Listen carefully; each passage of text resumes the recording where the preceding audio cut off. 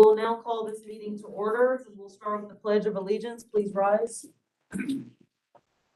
Pledge allegiance to the flag of the United States of America and to the republic for which it stands, one nation, under God, indivisible, with liberty and justice for all.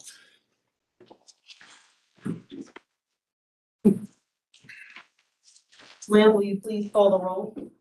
Mr. Alcorn. Ms. Bagley. Here. Ms. Bailey. Present. Mr. Banks. Present. Ms. Bomke. Here. Ms. Franklin. Present. Ms. Gary. Here. Ms. Garvey. Ms. Hayes. Here. Mr. Kelly. Here. Ms. Lawson. Mr. Smith. Present. Mr. Stork. Here. Mr. Walkinshaw. Here. And Ms. Stock. Excuse me. Here. And we have a point. Now moving to item 4, approval of the agenda. Does anyone have any amendments to the agenda? Good agenda as submitted. Here's a motion, seconded by Supervisor Bailey. All in favor? Aye. Aye.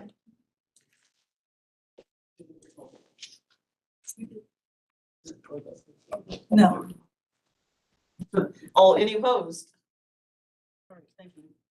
I will now move into item 5, approval of the minutes from March 18, 2022. Does anyone have any corrections or amendments to the minutes? Is there a motion? So move, Madam Chair. Second. Moved by Supervisor Bailey, seconded by Mr. Kelly. Any discussion?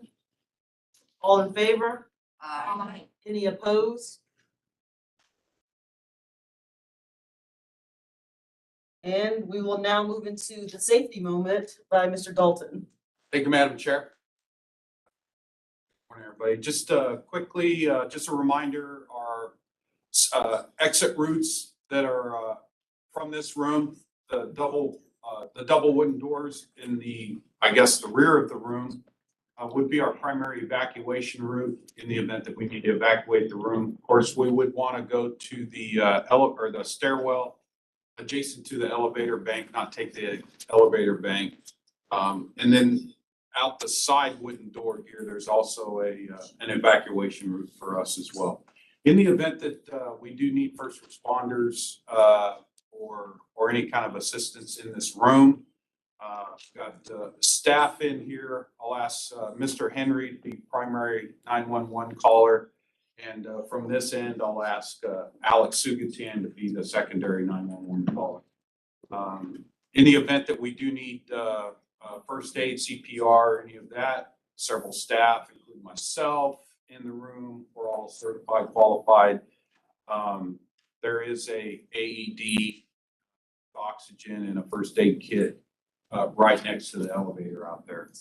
And then just finally, just a reminder, in the event that we do have an active shooter, of course, we want to run, hide, and fight last. So with that, that's my safety moment. Any questions from Mr. Dalton? We'll now move into item 6, chairs time. I just want to welcome everyone to our VRE Operations Board meeting. A quick reminder that we are live streaming the meeting and there are mics throughout the room. So please keep side conversations to a minimum. I want to welcome Stafford County Supervisor Monica Gary to the board. Supervisor Gary was the alternate for Stafford County, but was recently appointed to be a primary member. And please join me in welcoming Supervisor Gary. Also want to welcome to DRPT's Chief of Rail, Emily Stock, who is representing the Commonwealth. Welcome, thank you.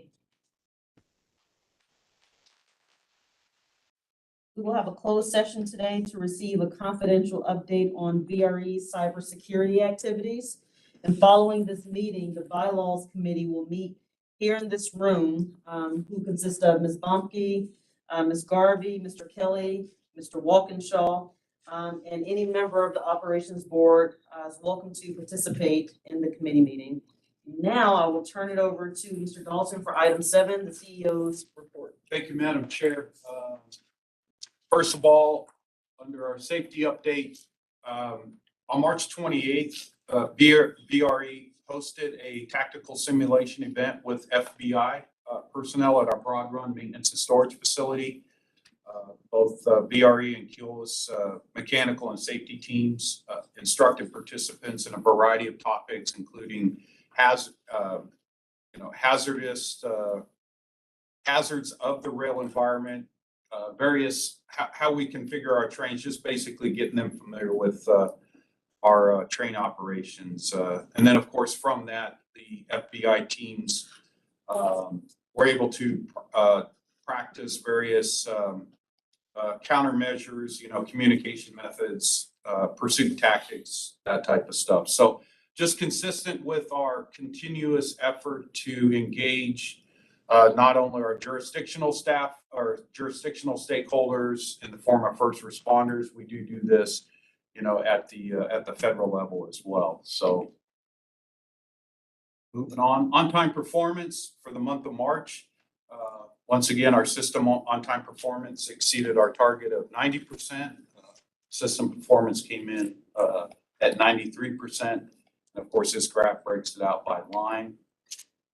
Monthly ridership, of course, compared to February, we saw a sharp increase in monthly ridership.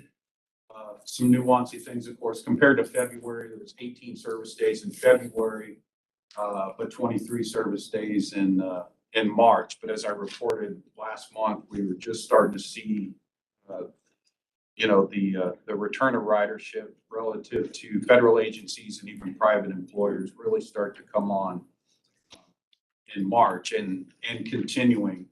I think the average daily ridership nearing 4,000 here. Of course, that helps normalize the difference in number of service days per month, and so that continues to increase as well. I will say, just kind of jumping into April, those numbers, of course, are continuing to increase through 15 service days. In April, we're around 4,600 average daily riders. So again, we're just starting to see this gradual increase. Still a long ways away from pre-COVID, but it's headed in the right direction. The other thing, earlier this week, and you probably saw an email from me really early in the morning, and I do apologize for that if you have like your device wakes you up in the middle of the night if somebody sends you a text or an email, but there was a lot of things going on as it relates to the mask mandate. Monday afternoon, Monday evening, and but in all, as you do know, the mask mandate and specifically the requirement from TSA that mandated masks on board public transportation. They rescinded that late Monday, and so in addition to that, VRE, we were under an emergency order from the Federal Railroad Administration, and albeit they didn't rescind that, but we did get notification. I got notification that they're no longer going to enforce that, and it's probably just more of a process thing for them.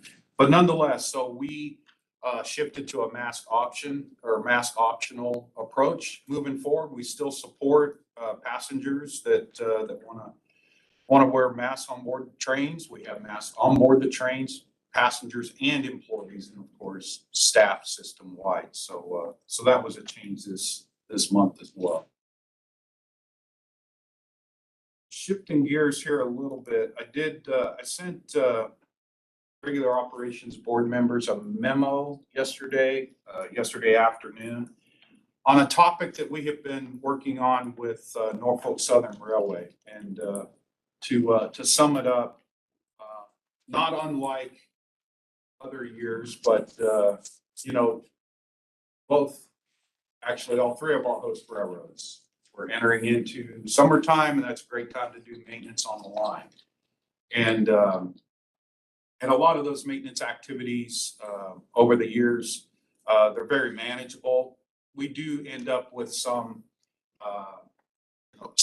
minor service delays. We do go we do work collaboratively to manage these delays, but it's, essentially, it's a good, obviously a good practice to maintain the railroad. Specifically here with the Norfolk Southern, on the Manassas line, they approached us. They have a major maintenance event going on the Manassas line, specifically the portion of the Manassas line that VRE operates on. So we have been working very closely with them, specifically this last week, to try to again collaborating on, obviously achieving the goals of the major maintenance event and minimize the impact of VRE passengers. So and there's a couple of different options that were presented to us in terms of getting this work done. A lot of those options actually had this major maintenance event extending out a couple of months, with essentially delays to every VRE train on the Manassas line in the range of about 5 to 15 minutes per train. And in addition to that, operating our normal level of service includes us operating some reverse flow trains, and those trains are in a reverse flow schedule primarily to get the equipment repositioned to run in the opposite direction during the peak period. Those particular trains, of course, also interact with our Fredericksburg line trains north of Alexandria. So all of that to say, after sitting down and working with NS, if there was, we wanted to come up with a way to compress or shrink the total duration of this maintenance event and essentially get out there sooner rather than later and just get this done. So I shared with you in my memo, and again, this is a proposed temporary schedule that essentially would achieve number one, the goal of shrinking the total time of the maintenance event. So instead of being 2 months, NS is in, and there's a couple of other pieces that they're analyzing, but they're very comfortable that by us reducing, and again, primarily what you see, and I'll just start with the northbound trains, the 322 is our first northbound train out on the Manassas line. And then when it gets to Union Station, it comes southbound as 321 if you jump over on the the southbound line schedule. So, and then, well, I'll stop there. So that's the reverse flow, if you will. And you notice that there are a couple of station stops. I will note that I did put up on the top of the table there, just through the week of April 11th, what the average daily ridership across the row at the top to give you some idea of what the volume of passengers on those trains. But nonetheless, at the end of the day, by basically suspending those trains affected by reverse flow trains and the midday train, not only were we able to shrink that in that 2 to 3 week period, but again, it's possible that we can get out there, they can get out there as soon as May 5th to start this work, which would be nice ahead of the Memorial Day weekend. We typically see a reduction in some ridership around that time anyway. So just once again, this is where we've landed as of last night. And I wanted to share that with you. I wanted to just share the discussion, get any kind of reaction or feedback from you. And then we'll continue to proceed forward. The other point I want to make here as well is that the Manassas line is a two-track main line predominantly out there. No matter what scenario we picked here, we're going to be reduced down to one line, and it's all going to be single tracking. So that was another aspect of this that we were trying to manage our way around. And then finally, maintenance is a great thing. Preventive maintenance is a great thing. This is a very extensive level of maintenance, thousands of ties, lots of ballast, resurfacing. This segment of the railroad, when they're done, this is gonna be a nice railroad to operate on and even safer than it is today, and it's very safe today. So this is a good thing. And again, just wanted to see if we could mitigate total impact to our passengers. So I'll stop there, Madam Chair, in case anybody has any questions or reaction to this. Sure. Any questions, Mr. Walkinshaw? Thank you, Rich. Just a question. It sounds like, given what you just said, the answer maybe is yes, but in terms of the communications with riders, can we make the case, because they don't distinguish between Norfolk Southern and us doing this work, can we make the case that this maintenance project will improve reliability and on-time performance, or is it just preventing a longer-term potential degradation of those things? In other words, can we tell riders, yes, this is going to be painful for a couple of weeks, but it's going to be a net improvement in the quality of service that you're getting?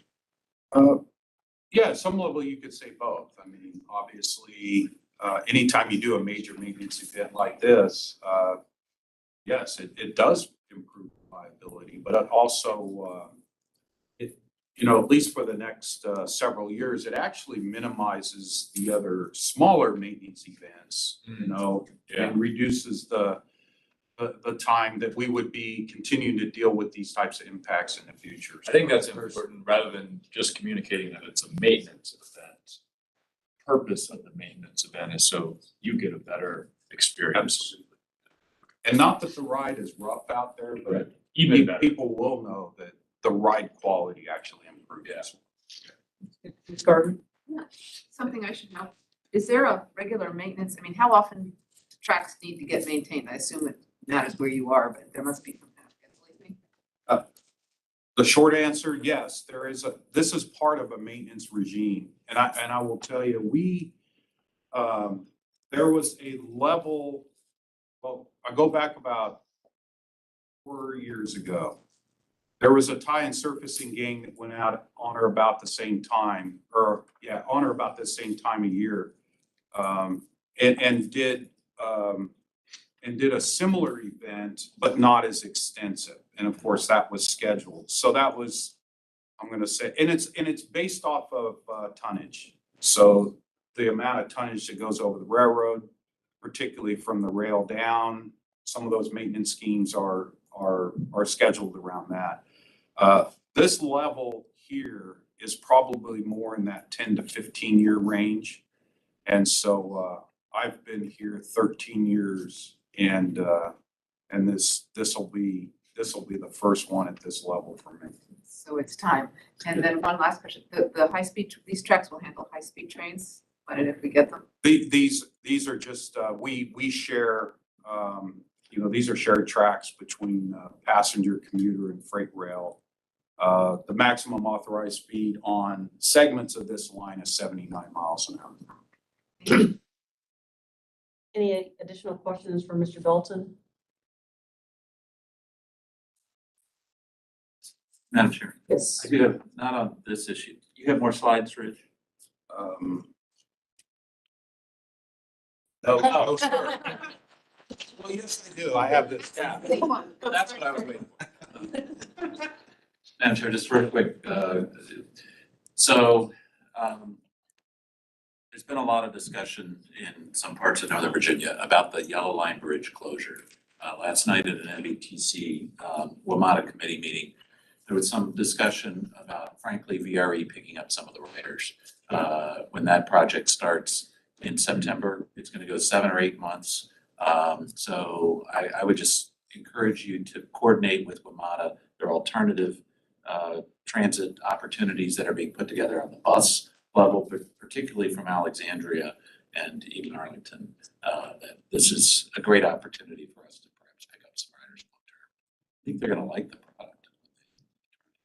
Thank you, Mr. Alcorn. And I will say we do have a team working and collaborating with the team in the region, but I will say in previous events similar to this, if I'll dare say so myself, yeah, we did pull riders in and again, they never went back.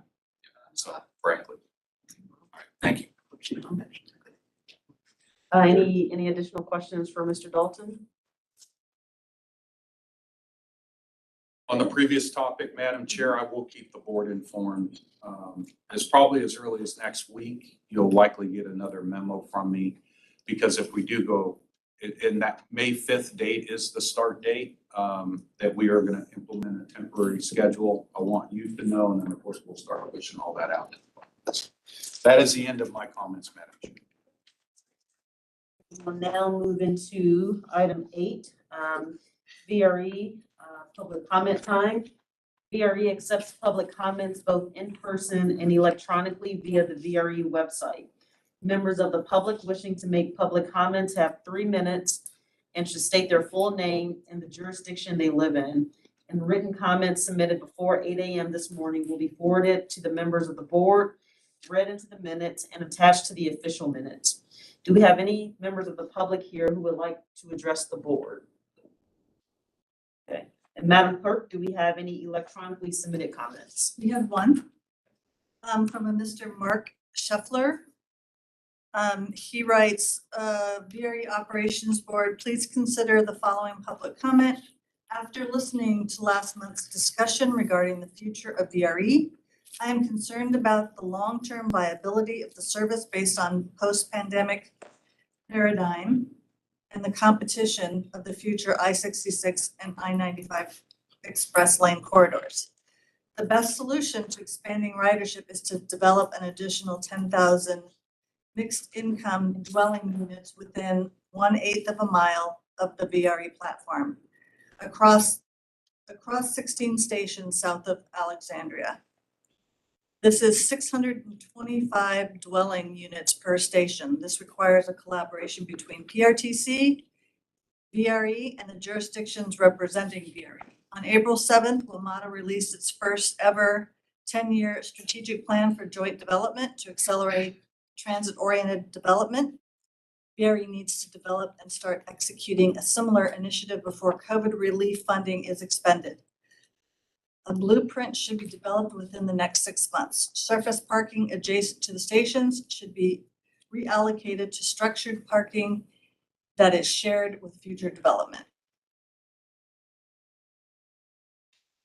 And Madam Chair, he attached some photos, and he writes, thanks, Mark Scheffler, Prince William County resident and VRE rider. And I have forwarded this to all of you this morning. So and that concludes our public comments, Madam Chair. Sure. Mr. Dalton, would you like to address any of it? I'll just say, it's like anything, we received that as a comment. I'll add though too that we've just started the preliminary work on updating our system plan, and that actually is a nice input to that work that'll be forthcoming here in the next months. Sure. I know we have one comment. I will say, I know Mr. Scheifler, and he's very big on building walkable communities, which is something that we're working on in Prince William County. So just provide a little context for the comment. And I think he's right. We need to make sure that we're building communities around VRE where we can walk. I will just add that we need to make sure that we're spreading our population all across various jurisdictions and not just in certain parts where you create congestion, overcrowding, things of that nature. So I'll just kind of say that as something we also need to look out for. Mr. Stewart?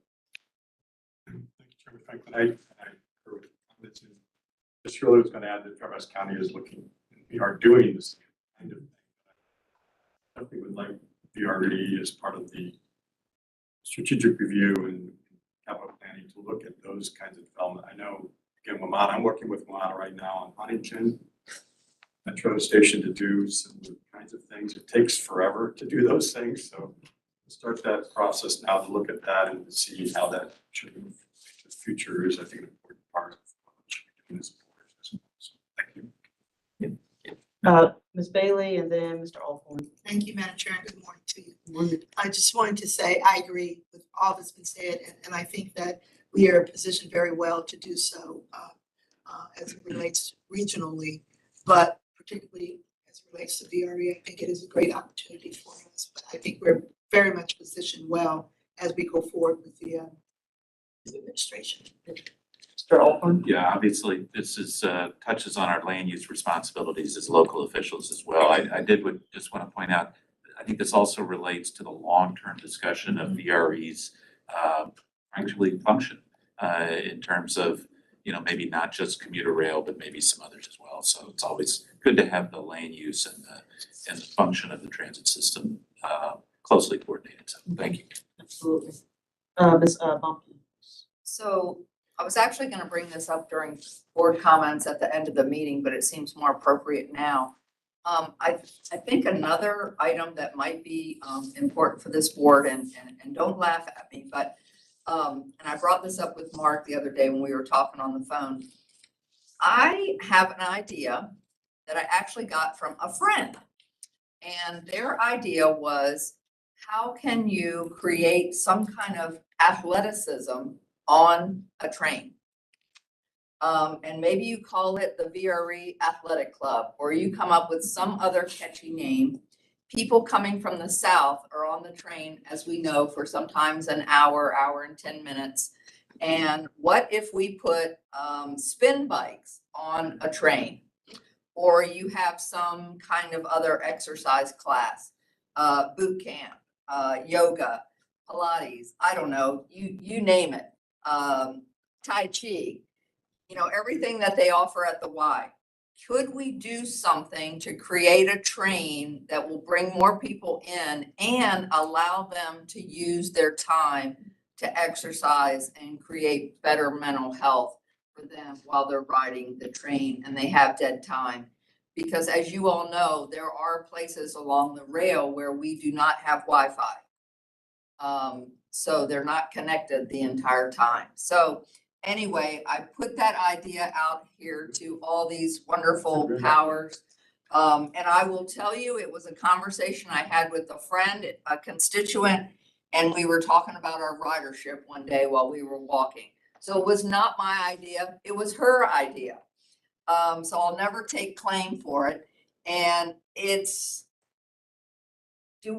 so whether it's this idea or something else, we need to think out of the box how we attract additional riders. And I don't know what it will look like, but that's an idea to get everybody thinking.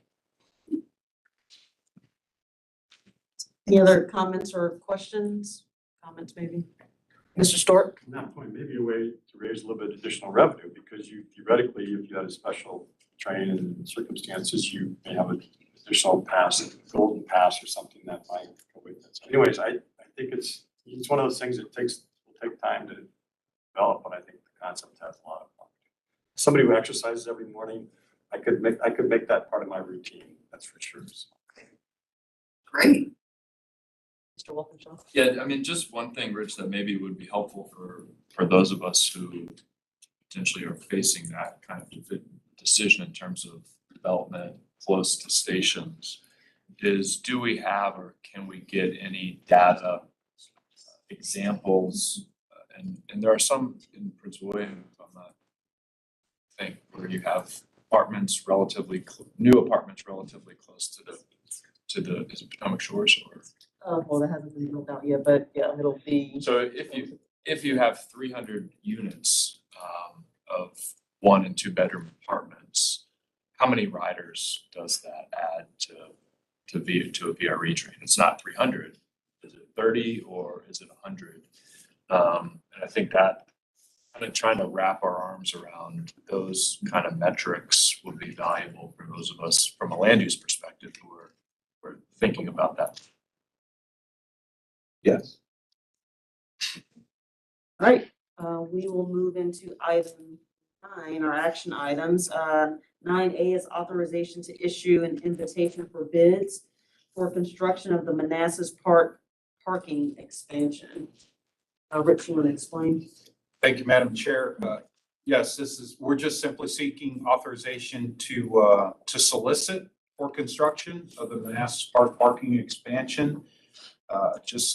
You've had, over the course of the last couple of months, you've had other items relative to this project, but this particular solicitation will be that It actually includes construction of the new parking garage, stair elevator tower, the pedestrian bridge, retrofit of the existing platform, and of course, all the different site civil work that goes on around there. The construction is estimated to be about 24 months. And of course, if approved, then we'll go do the solicitation and then come back to you with a recommendation for award of the construction contract. So that's my summary, Madam Chair. Okay, before making a motion, are there any questions for Mr. Dalton? And would you like to make a motion? So moved. Moved by Mr. Banks. Is there a Second. second? Second by Mr. Kelly. Any discussion? All in favor? Any opposed? Now moving to 9B, authorization to amend the VRE passenger tariff. Thank you, Madam Chair. So let me just, as most of you know, we operate under a passenger tariff.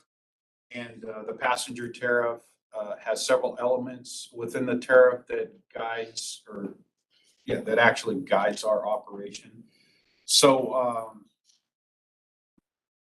there's about 4 changes that or updates that we want to make. I'll go through the first 3 quickly. First, what we want to do is to just simply update the tariff to reflect a decision that the operations board made a couple of years ago, and that was to remove the 5-day pass fare media from our offering.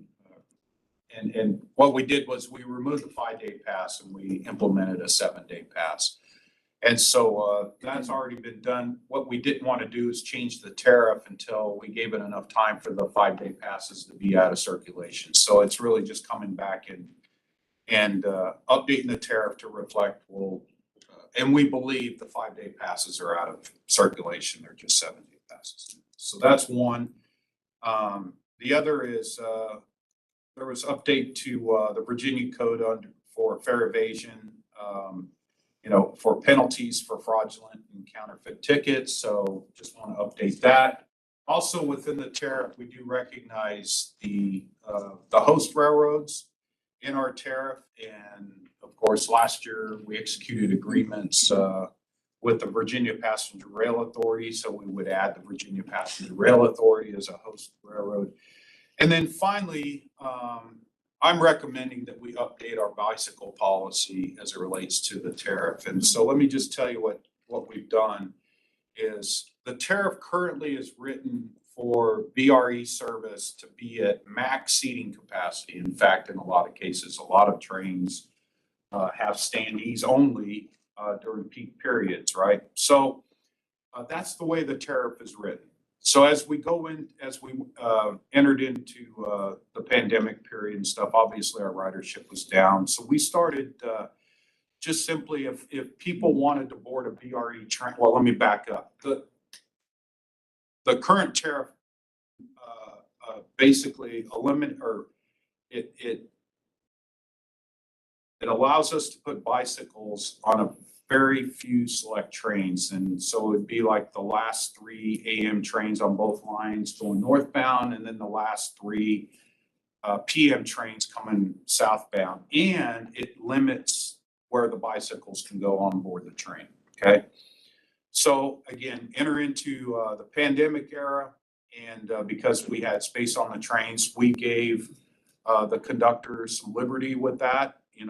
Basically any train on any car, okay? And then most recently, starting in the month of, going back to the beginning of January, not so much January, but we did start seeing a gradual uptick or an abnormal uptick, if you will, not abnormal, but compared to pre-COVID data, that we're actually capturing quite a few more bikes on the train, surprisingly, right? You open it up and people start using it. So let me give you a couple of quick data points.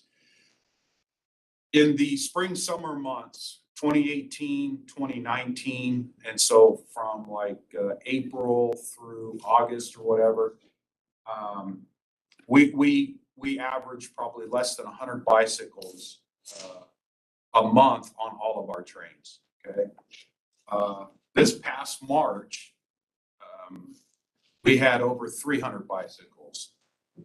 And so far, through 14 out of 21 service days in April, we've had over 225 bicycles. So we far exceeded that, right? So anyway, what I'm recommending is that we do modify our bicycle policy again to allow bicycles on every train, on every car.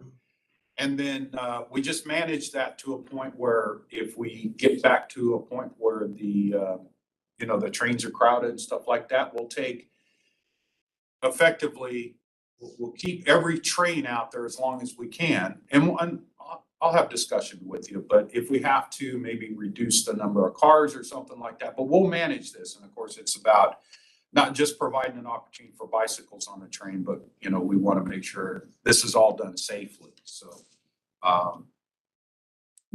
that is my summary, Madam Chair. Glad to take your question. Yes, Ms. Garvey. I think that's great. I mean, we're working so hard on bicycle trips, so you could get on the train with your bike down around here and you can get off at Crystal Valley. We're working a great bike path and you could just do this great tour. I love it. And it'll work on, I think, the off-peak stuff a lot too. Yeah, great. Mr. Bankston, Ms. Bagley. With respect to our bicycle policy, I know practice the VRE used to, in the front of every car, those front seats that sit next to each other, we would just put those up and allow the bike to be parked there. Is that what we're gonna do? So what I'm recommending is that, so just imagine on each car, if you're facing the side loading door, it'd be the south end of the car. So on every car, on the south end of the car, you're right, that row of flip-up seats, we'll have passengers put their bicycles there. I mean, that's what they do today, okay? Because those seats are also designed, they have eyelets on them. So when they put their bicycles up there, they can take a bungee strap and strap them in. So again, safety's paramount here as well. I want to make a point too that the collapsible bicycles, we can continue to allow those on every train and as those that have ridden VRE, they go in the luggage rack. That continues, and that has been a practice in the past. And then I failed to mention too, that part of the tariff also, what we're doing is we're updating per Virginia code, the definition of a bicycle to be consistent with what the definition is. Ms. Bagley. Thank you, Madam Chair. I just want to echo Ms. Garvey's comments and add that I think this is a little bit of fortuitous timing as with the metro shutdown, presenting an option for Yellow Line riders in Alexandria, specifically our station isn't as well suited to people to drive to the station and leave their car. But so letting them know that they can, ride to the station. Everybody in Alexandria is only a few miles, from the station. So I think it's fortuitous timing to make this change and to make it, permanent. And to make clear to people that if they think about, the train as one piece of their ride, it's really going to make it a more inclusive and inviting experience, and that this Yellow Line shutdown presents an opportunity for people to give it a try. So I think it's good timing, and I'm excited to see the continued uptick. Bailey. Thank you, Madam Chair. And just as a moment of encouragement, this may be, speaking of fortuitous time, this may be an opportunity for us to just influence the idea that Meg Bumpke had in terms of exercising a little bit more. Just offering that as, timing is everything in what we do, and we have to think of our workforce and writing in a different way. So just planting the seed a little bit more for that additional idea that was offered earlier. Okay, we will move into item 9. Oh, we need to So We motion. need a motion and. move by Supervisor Bailey. Is there a second? Seconded by Mr. Smith.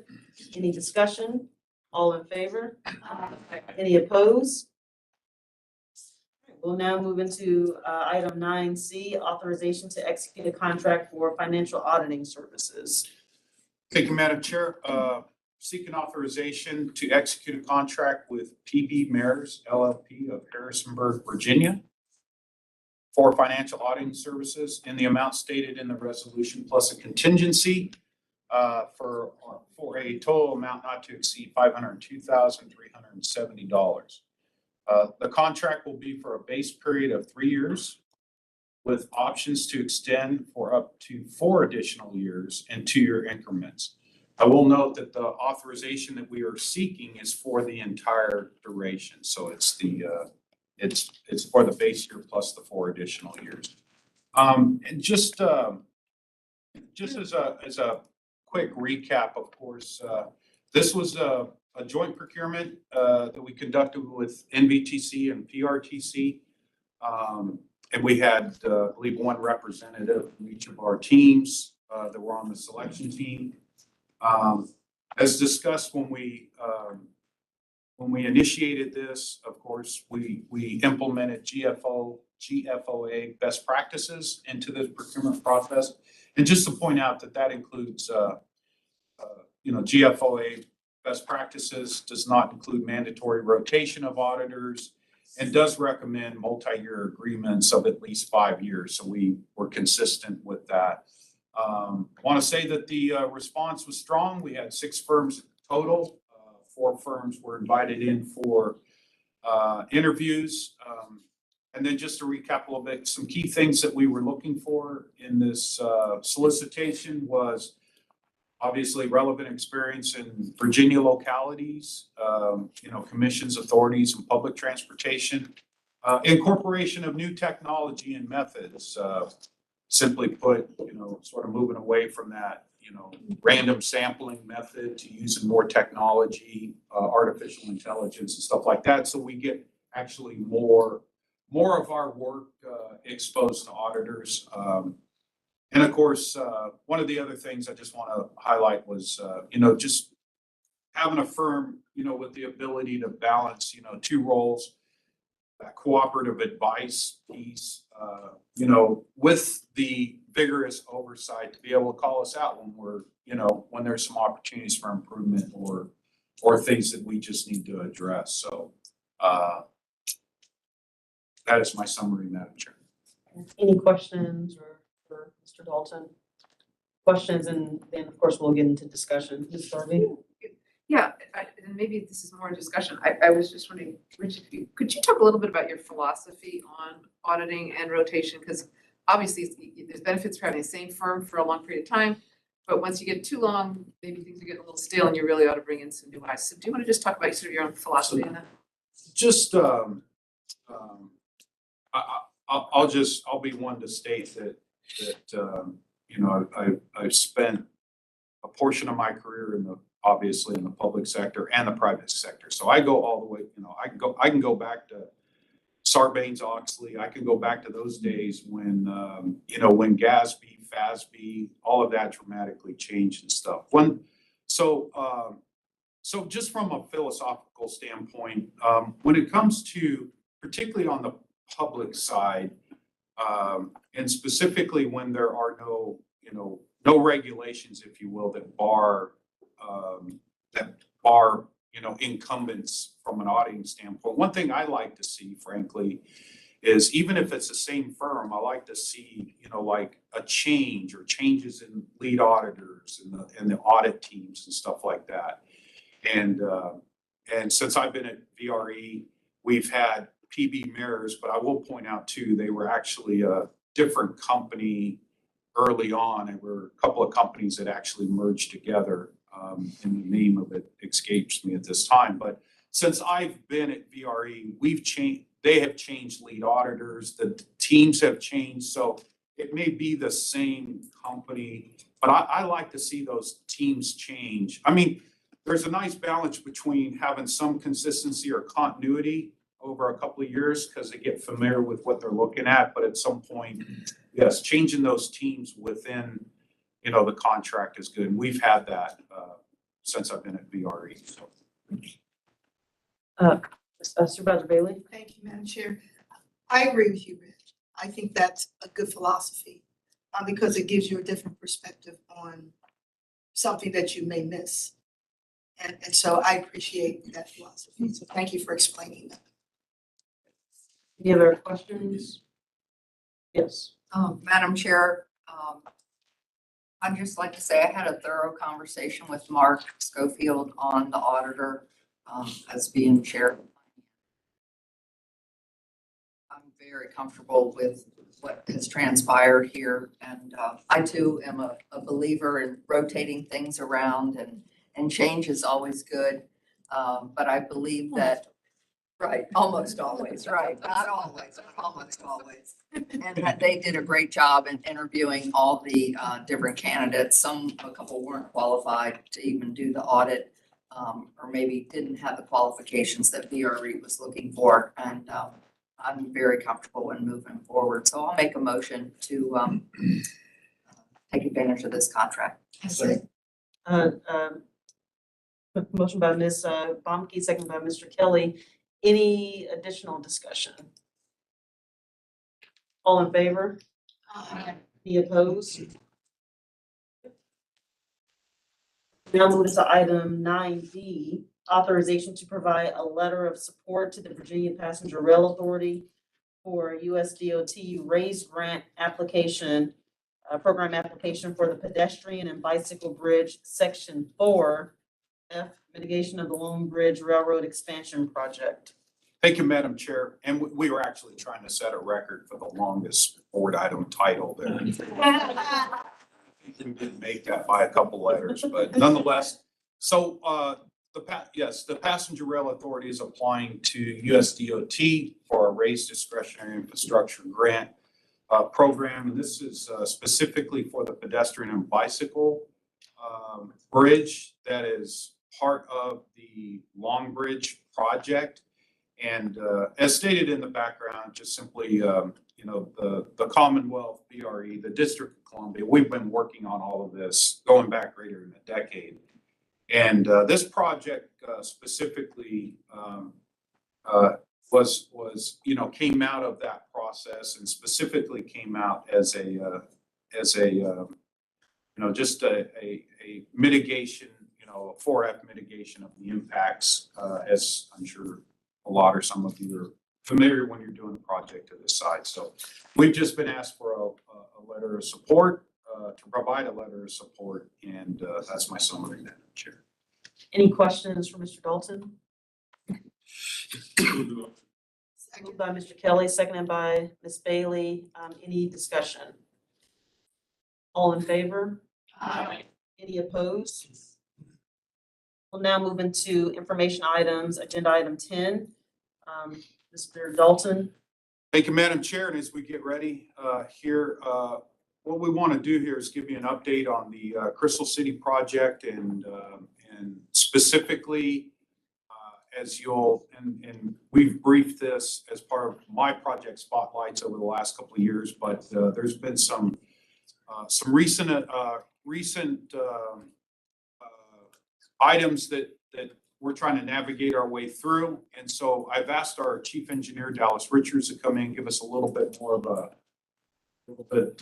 of a detailed account for I'll just say the different opportunities, because at VRE, we have no problems. We have nothing but opportunities.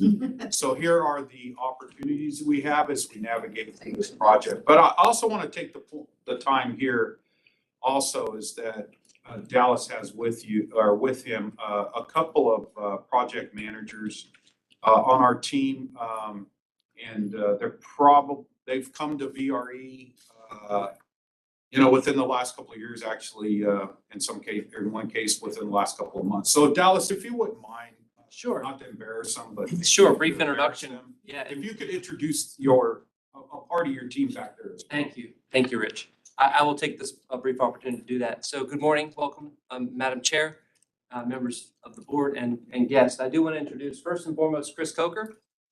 And Chris Coker joined us in November of 2020 at the peak of the pandemic, if you will. Chris is a proud graduate of Youngstown State.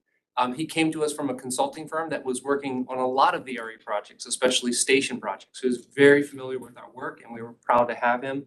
He's the father of 2 boys and enjoys doing Legos in his spare time.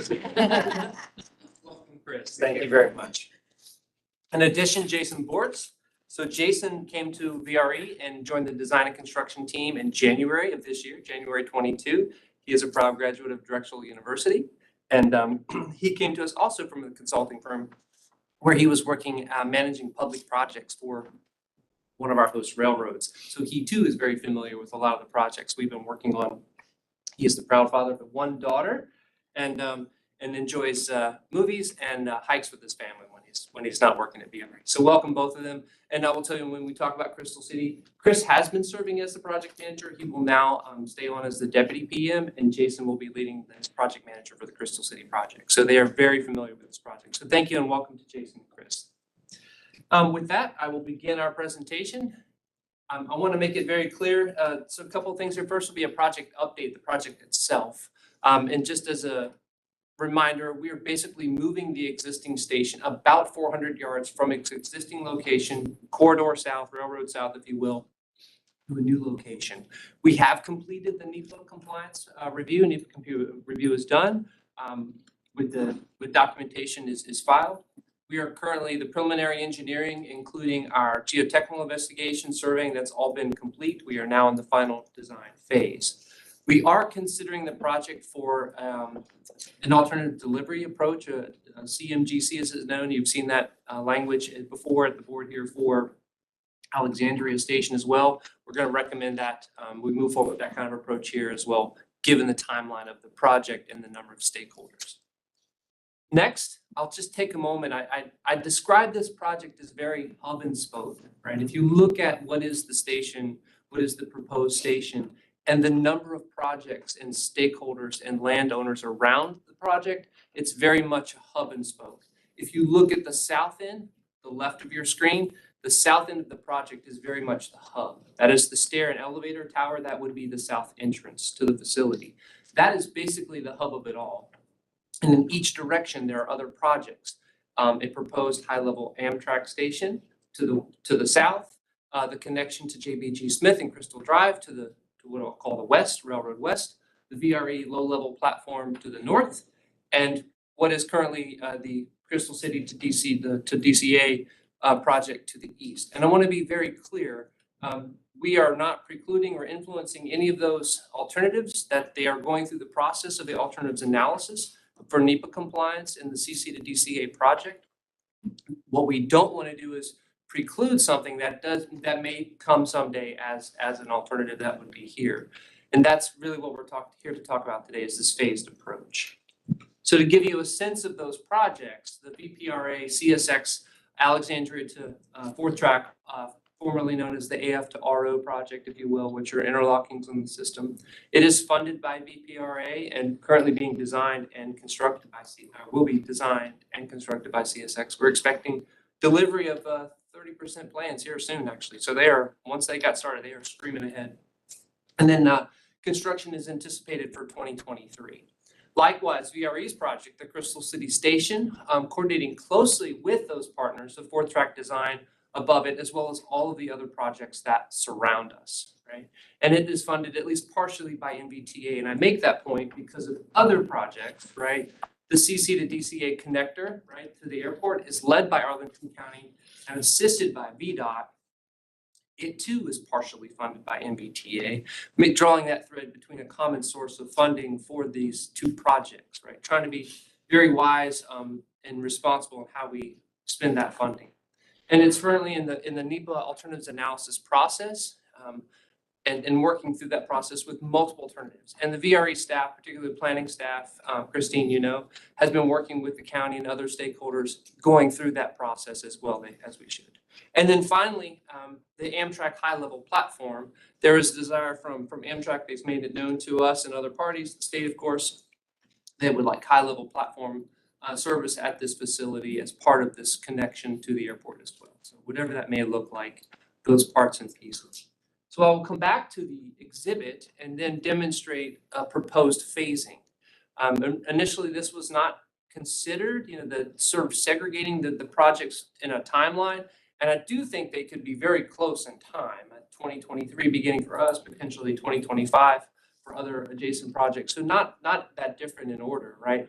But phase one would be the green part, if you will, the green, the blue, and the magenta, where CSX and our partners at the state would be constructing the fourth track in this area. That requires shifting the existing 3 tracks to do so, then constructing the platform itself.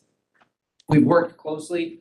We've determined that we can provide the services we need, whether, electrical, coming through the north entrance, which we're coordinating with JBG Smith, the water park there at the north end of the station. We can get the services we need for electricity and other things like that to serve the station in the time before the south end could be built. Now that requires 3-phase power, for instance, to run the elevators. So it's a different need on the south end, but we can serve the north end until that portion is constructed.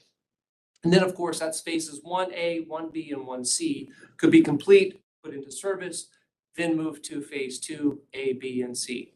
So the phase 2 would include construction in the yellow you see here of a stair, an elevator tower, and a bridge over to JBG Smith on the west. And JBG Smith is currently working on their design, what they want to do with what I call the sally port between the 2 buildings, working very closely with them and coordinating with them. And then I'll call it the salmon color to the south, the 2C, which would be the Amtrak platform. And then whatever becomes of the CC to DCA connector and whatever that might be, which is going through MPS and CSX and other stakeholders right now in their process. So we see some very strong advantages to this phased approach. First and foremost, it enhances the constructability, both safety and operations. We're always thinking with a mind to safety and how can we build things safely. This really reduces the construction between active tracks. For instance, as they move those 3 tracks to the east, we can then remove a portion of the adjacent wall and be able to build our platform without being between active tracks, which is infinitely more safe. It allows delivery of the station coordinated with the 4th track project. Again, this swap, what we call cuts and throws, right? You cut a portion of track, throw it over so you can maintain operations. It's done in a fairly short order, and we can do that and construct the facilities. It permits an open design for the CC-DCA connector.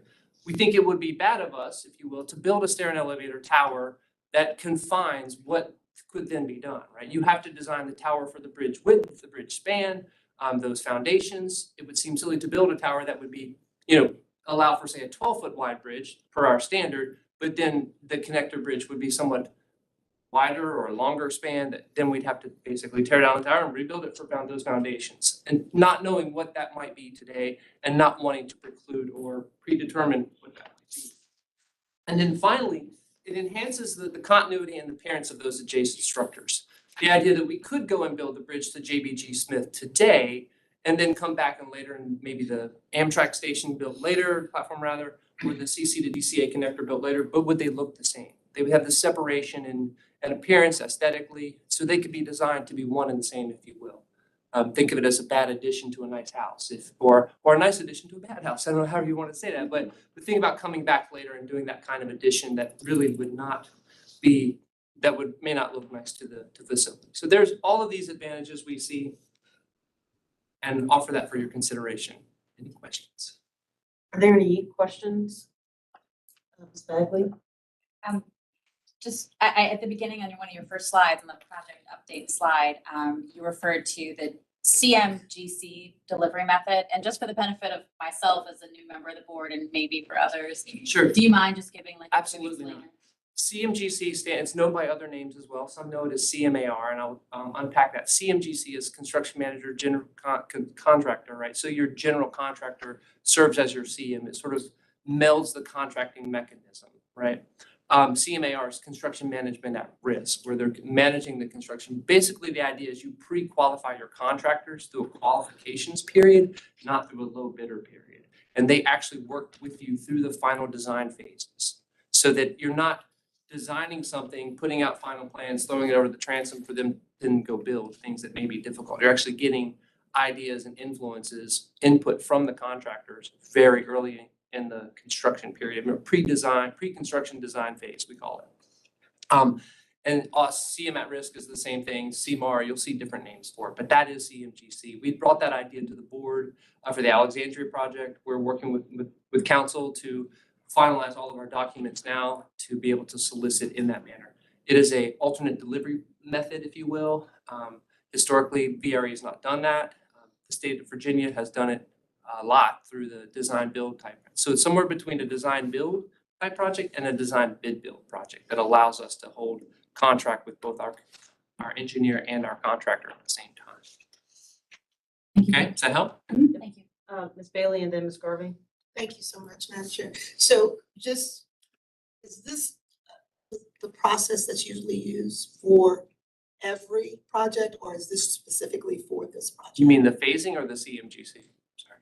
Both, actually. Okay. Does that help? Go for it. Sure. CMGC is a relatively new to VRE and again, first proposed for Alexandria. And it's not applicable for every project. It's really projects that have greater complexities, if you will, when from a footprint or from a stakeholder standpoint. And you can see from the hub and spoke that it's very complex from the stakeholder footprint idea, right? That there are a number of parties that have actual infrastructure in the right of way that has to be designed and constructed all at once. So for that reason, and then also value, it tends to be higher value projects and more complex projects are used for CMGC. That's key. Okay, and so that's why we proposed Alexandria is infinitely complex as well, given it's very, very difficult. And then the other piece, the phasing idea. Phasing is common, and we, when we talk about phasing, it could be not just this kind of phasing, but also sequence of construction. Certain things have to happen in a certain order in order to be able to maintain operations. For instance, we look at a project like Quantico underway right now. We had to basically dictate to the contractor that we can't tell them physically how to build it, but we can give them parameters under which they have to build. For instance, I work closely with Chris and team to say, okay, how many linear feet of platform do you have to maintain operations throughout construction? We've dictated that term to the contractor, and we are maintaining at least 3 or 4 doors being opened at any time, regardless of how we're building or how much we're building at any given time. So that kind of phasing and sequencing is very common, very common. In this case, there's a separation and it may be a short separation in time because of the complexities of the south end, right? And we can build and operate and maintain the north end while the south end is being designed and constructed. So that's a very common approach. Thank you, Dallas. That helps me Glad. visualize better. Thank you. Thank you, Madam Chair. Ms. Garvey. Yeah, thank you. And I'll just, I've got a couple of questions. I think one of the things about the kind of construction manager at risk is it's a good and a bad thing. You can't do change orders very easily, right? I mean, and we've gotten ourselves, I think we all have in our jurisdictions in trouble where suddenly residents or somebody wants something change it and oh boy, but this, once it's set, it's really hard to change. So I actually think that's a great thing. It is a very good thing. Can you put up the picture of the DCA connection, that's planned, JBG? I mean, I know it's aspirational. Do you have a copy of that? I think we removed the photo from the slide. You did. Are you able to put it up? Because I can talk. I don't about think it. we have a photo of it. You but don't. not on hand anywhere close. I mean, we could search. Okay. I can visit with you. You were asked to remove it. Well, then be it from me to ask me. I was gonna say, I was asked to remove it, but I was gonna. Yeah, no, I got it right there. Yeah. Okay, so for those of you, so I've seen this in, because it's in Arlington, it's really cool what they're thinking of doing, right? So, and it's actually, I think, gonna be in many ways kind of a game changer. It's cool for Crystal City, it's cool for JBG, for Arlington, actually for VRE. I mean, it's a really cool thing. But as you said, I think at the end of the answer to Ms. Bailey, once the North Station is constructed, everything's gonna operate just fine, so you don't really have to build this other really cool part. And I know this is information, and I know I've talked to Rich about this a little. I just want to sort of put it out there that, one of the concerns is that you get sort of the bare bones done and it's good, but the really cool part that's really gonna kind of leverage everything and it's valuable to us, that won't get built. And you could have a change in the General Assembly, you could have a change in money, you could have all kinds of things, and all of a sudden, oh, well, let's just not do that. Or, Arlington, you want that, you pay for it. So we're a little worried about that. So I just kind of put that out there. So, and I know you're a whale, so I just kind of want to put that out for folks. I don't know if you want to make a comment, go ahead. And our funding is for a complete station. We intend to build a complete station, both the north and south entrance. That is what we've committed to, and that's what we want to build, need to build. We see the value in that south end connection on all levels, right? And want to build that. Thank you. We make that. Absolutely. two questions. So how are you doing on the phasing? And I talked with Rich, actually, I think I'm really was pleased with what I heard on the answer. To make sure that the budget's like going okay, because things are escalating, the world's crazy. So we have it now and we plan to do it now, but this is now. So we, given the climate and we are like a lot of agencies are seeing a change in pricing right now, escalation in cost. Those are real numbers. We are seeing that and working with my staff to integrate a more frequent update to cost estimating tools that we use in third-party cost estimating services, if you will. It is very, very complicated right now, as you can imagine, and changing week to week, fuel prices, steel prices, all these sorts of things. So working on quarterly updates to our costing methodology for each of the projects and escalation clause in those for out years, right? Trying to account for those sorts of things that historically we haven't done as well, but we are doing much better now. And looking at these sorts of things, I think evidence is there, right? You can't improve what you don't measure, and we are measuring our track record on those. If you look at our recent IFBs, right, where the team of VRE has to submit an independent cost estimate and then compare that to the bid prices, we are doing very well. We haven't had one in the last year, if you will, but we have one coming. But we're doing pretty good on those numbers of comparing what we think it's going to cost versus what it actually costs and getting better, I would say. There's always anomalies, right? There are always ones out there that kind of come out of left field and surprise you, but I think we're doing a lot better and we're doing it more frequently, which ultimately makes that measure a lot better. Rich, do you want to add to that or? I don't have anything to add to what you just said, but I wanted to circle back on the discussion about completing the project. And let me just point out, absent an Amtrak platform, absent again, I realize it's still going through the alternative, but absent any potential connection to CC to DCA, we need a south entrance to this station platform to make this ultimately work for the volumes that are projected in the future and stuff like that. So to Dallas's earlier point, we plan to complete all of this. It's just that we want to make sure that we're integrating into the core piece of the southern end of that station to make sure, to Dallas's point, that we integrate the other adjacent projects and frankly, that we make all of that somewhat transparent to the public. It doesn't look like, different people, different folks have designed and constructed different elements of the projects. Having undergone a recent kitchen renovation, I'll offer this sort of analogy, right? I mean, you start, where does the sink go, right? And where does the stove go? And you think, I want my sink in front of the window, always, right? And so it's that south end is sort of the sink in this kitchen. We have to work around that. And we do want that. We do need that. We're obligated to building that.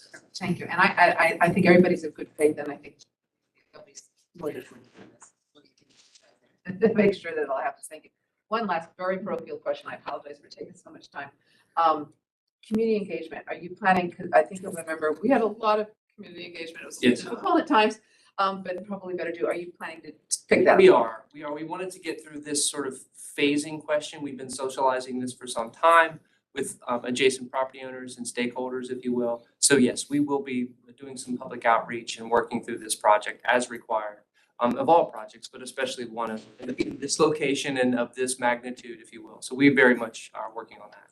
Great. Thank you. Thank you, Madam Chair. I'm sorry. In the essence of time, we'll take one more question, Ms. Bailey. Thank you. I'll be quick, Madam Chair.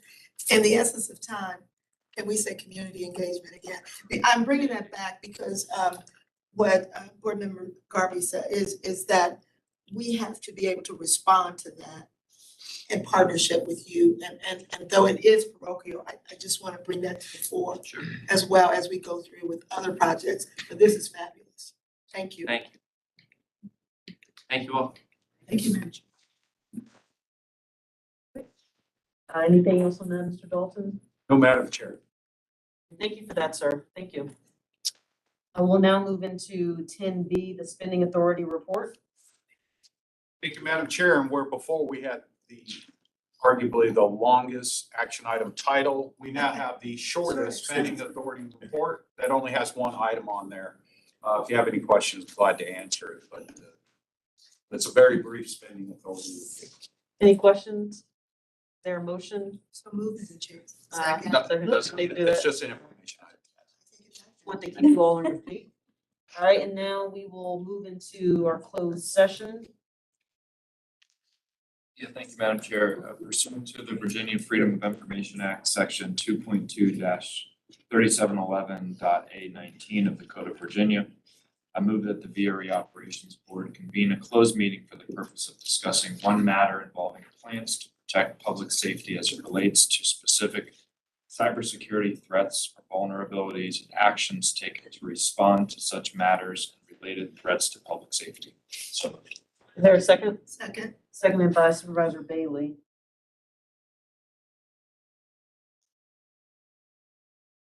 And then, do I take I guess a roll call? Okay. This has to be. Okay. Yes. Ms. Bagley?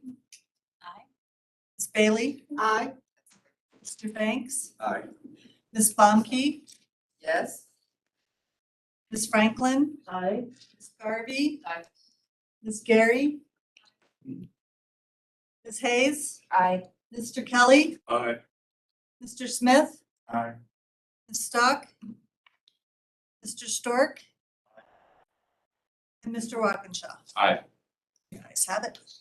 Okay, we'll now move into closed session. Yes, Madam Chair, if you just give us a second here, we will secure the live streaming here.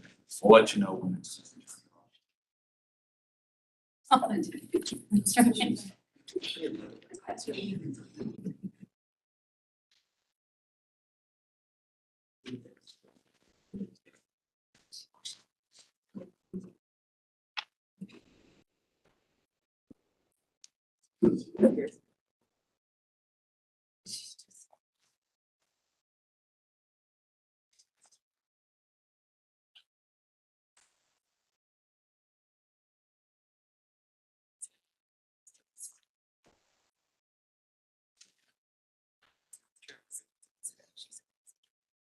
Madam Chair, the VRE Operations Board certifies that to the best of each member's knowledge, and with no individual member dissenting at the just concluded closed session, only public business matters lawfully exempted from open meeting requirements under the Freedom of Information Act were discussed, and only such public business matters as were identified in the motion by which the closed session was convened were heard, discussed, or considered. So moved. Is there a second? Seconded by Mr. Kelly.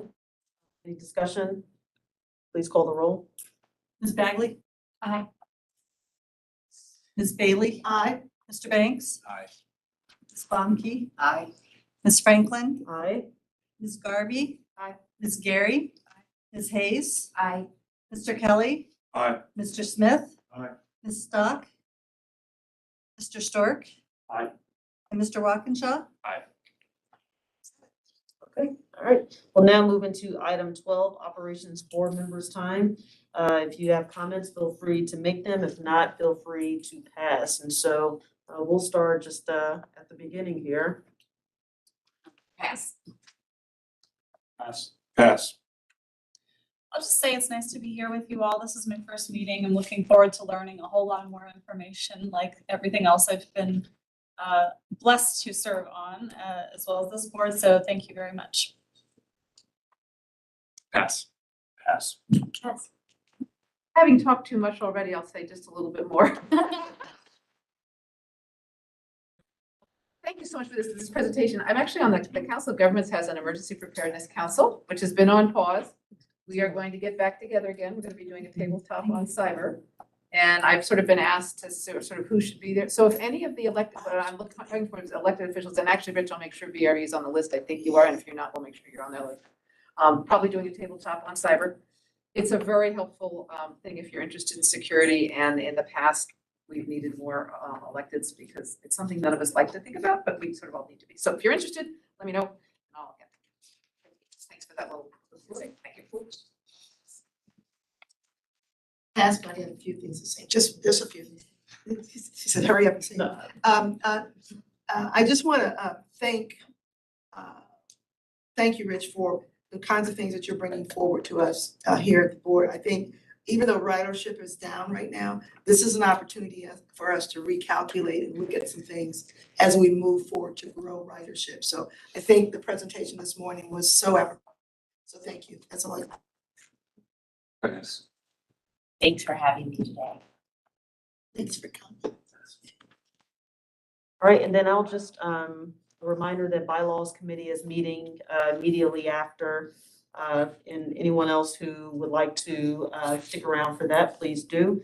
And then our next operations meeting will be May 20th, 9 a.m. So with that, is there a motion? So moved. Moved by Ms. Bailey, is there a second? Second. Second by Ms. Bagley, any discussion? All in favor? Any opposed?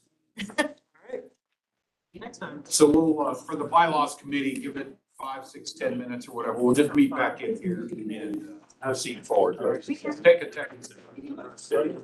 Oh, yeah, bring everything. Yeah. I was at the meeting. Right. Yeah. Take care. You're president.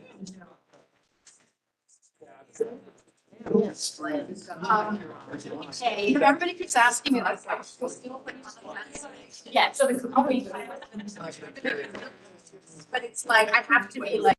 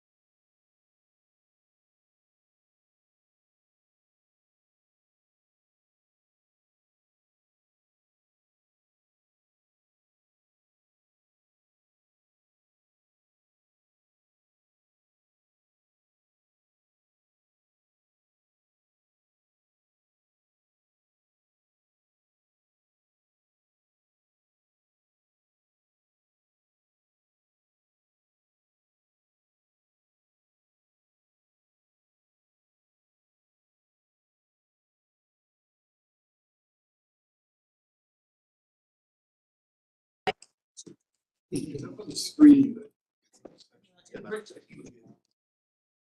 Whenever you're ready, I think. Going sites. We're good. Down there, my phone. One Go that I enjoy got your, back the rest of your. Yeah. walking, that's what I used to Gonna grab Yeah, make just- the. let them. Absolutely, season. Slide was. Oh. No, I actually have like.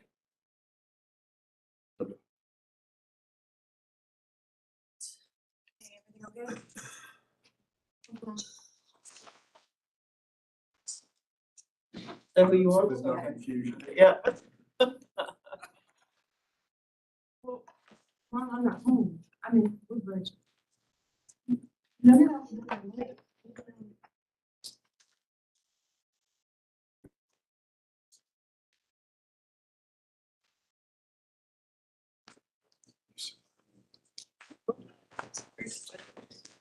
Can we see where Rich went? Tuesday. We did our mark. What's your meetings? We did the mark.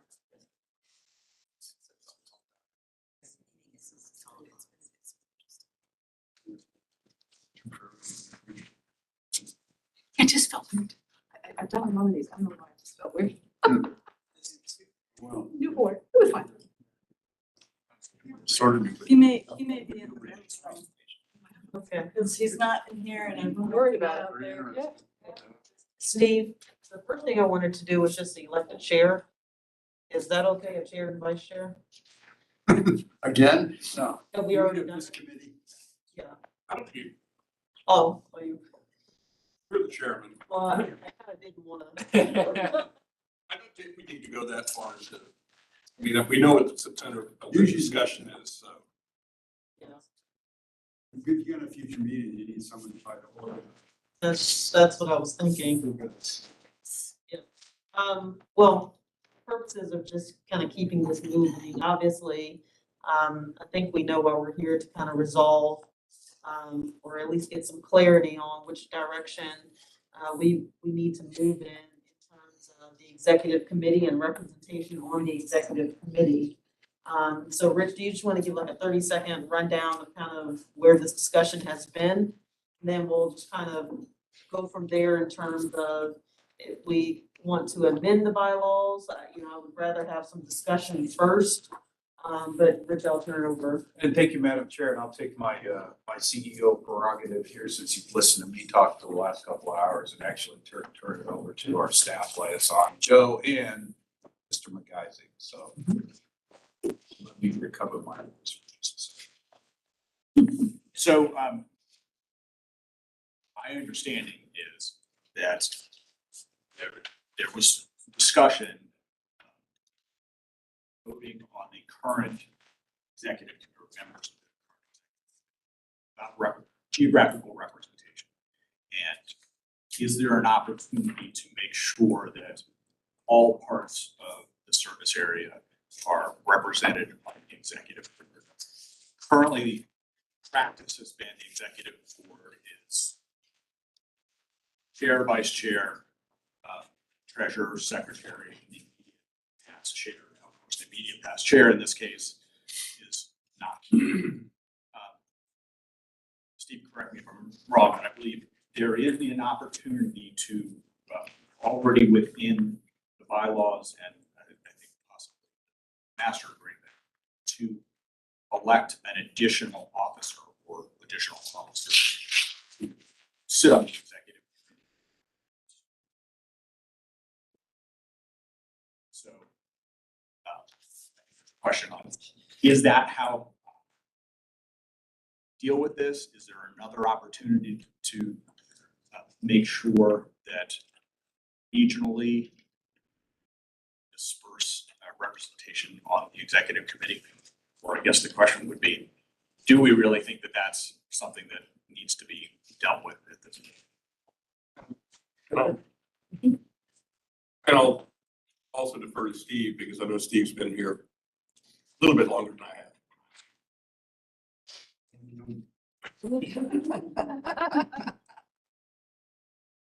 One, I want to make this clear, from the perspective of the city of Fredericksburg, We have never been on, ever requested in the time I've been on here to be on the executive committee.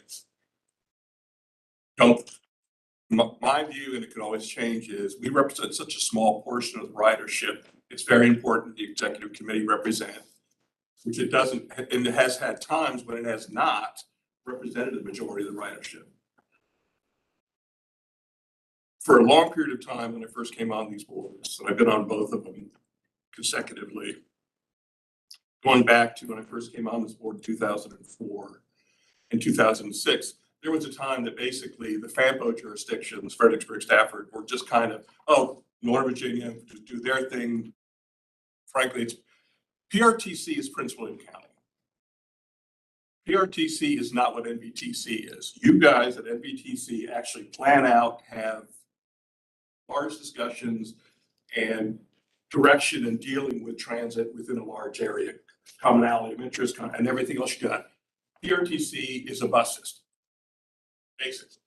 And the only reason that Stafford, Spotsylvania, and the city are involved in PRTC is because the General Assembly, in their infinite wisdom, which we can question, said, wow, we got to get money to be able to be on VRE. We're going to take the money, we're going to put it in PRTC. PRTC is going to disperse the money. So I sit in meetings at PRTC talking about a system and a process that I really, as a city representative of the city of Fredericksburg, have no interest in.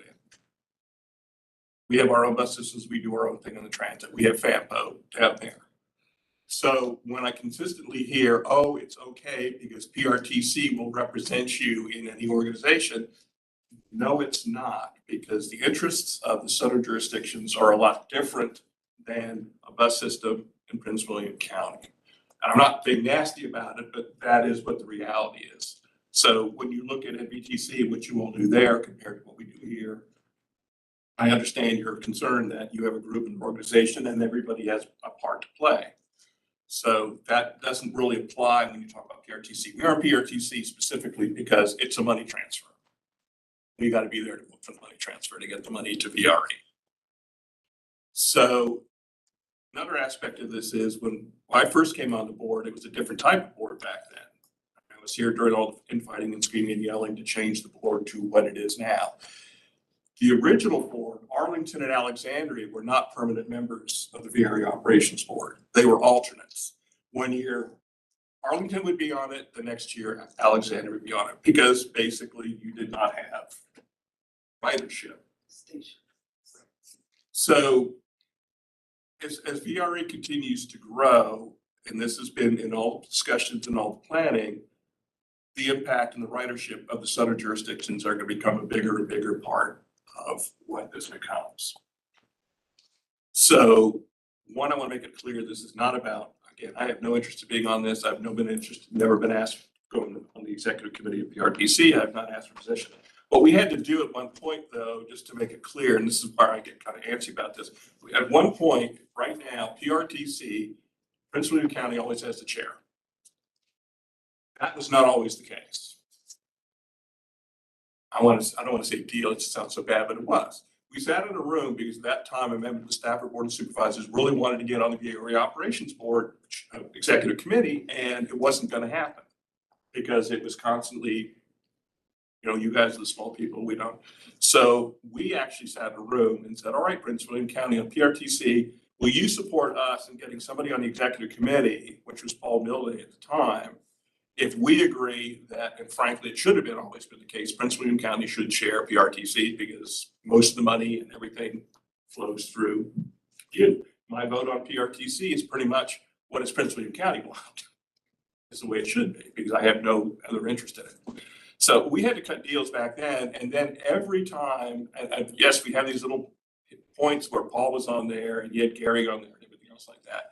But there was never any consistent policy with regards to membership on this committee. I really think as the committee, VRE, comes into its own, hopefully in the next few years, it comes out of COVID, that we do have an executive committee that is representative of the majority. One, it represents the majority of the ridership. Again, we have had times when we've had Alexandria and Arlington on the executive committee at the same time with one Prince William, and frankly, doesn't represent the majority ridership on the board. And everything right now, when we set up the new board are on the votes we take. You know, we all go ahead and it's all unanimous and everything. And I don't know how many are aware of this. It's not only a number of how many votes you have in this room, it's what percentage of the ridership of those votes represent, which ultimately decides whether something passes or doesn't pass. So it's kind of like, if that is how we're going to do it on the operational board, why isn't that the same thing with regards to representation on the executive board, where the executive board represents majority of the ridership? 1, 2, and we do start looking at the fact that, you know, I understand when this was all originally set up, and, you know, you're going back to a time before Pennsylvania was members and everything else like that. You set it up where PRTC became the lead with NVTC. The problem is NVTC does not represent interest. Unlike NVTC, you guys have to take votes that impact the whole region. Whereas with PRTC, we're not taking votes that impact our whole region because we to the south, frankly, do have different interests and concerns, even when it relates to VRE, than Prince William County, Manassas, and Manassas Park. So under those conditions, that is why we're having, as far as I'm concerned, why we're having this conversation now. Yeah, definitely, it's really good insight in terms of the construct of your season. I think, you know, maybe, and obviously this, well, it's up to you, but I don't know if this is something we're gonna resolve today or have to resolve today. I mean, one, there seems to be a feeling that historically, or at times, the South, it's your term, not mine, but your term. South of the Rappahannock has been underrepresented.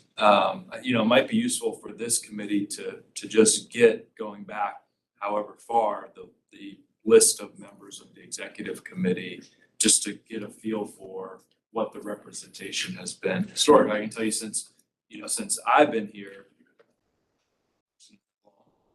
you know, we had Mr. Skinner, who was on the executive committee for a long time and chaired the probably the single most important thing we've done, the CDO search committee. So, you know, certainly for that time period, there was a lot of involvement. I think in terms of, you know, this ridership versus commission issue, I certainly wouldn't suggest that that PRTC being on the executive committee means that the southern jurisdictions are represented. I completely get that. I do think we have this, you know, we have ridership between the jurisdictions to consider, but we also do have to consider that we have 2 parent commissions.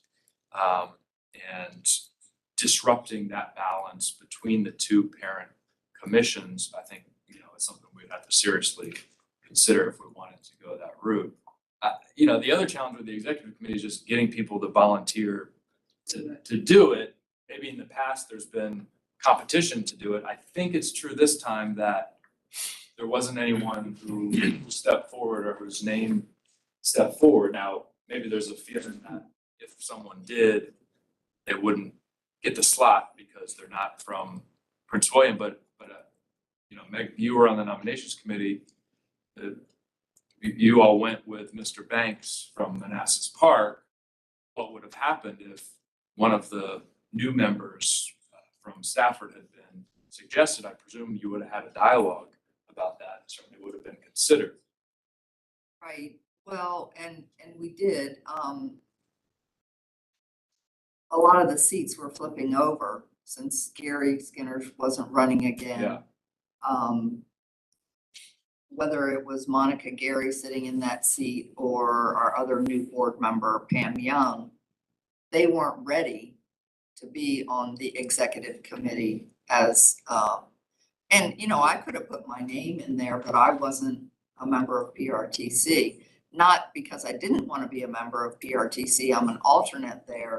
It's just a matter of how many meetings can you attend and how many other regional boards are you on that, you know, are priorities.